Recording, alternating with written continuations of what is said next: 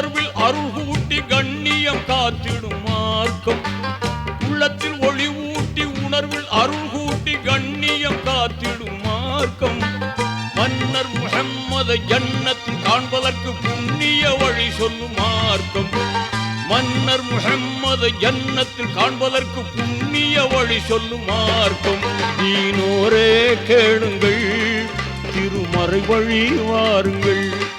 தீனோரே கேளுங்கள், திருமறை வழி வாருங்கள்.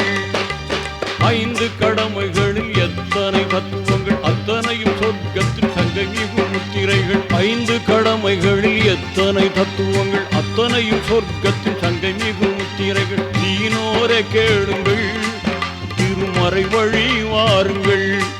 தீனோரே கேளுங்கள், திருமறை வழி வாருங்கள்.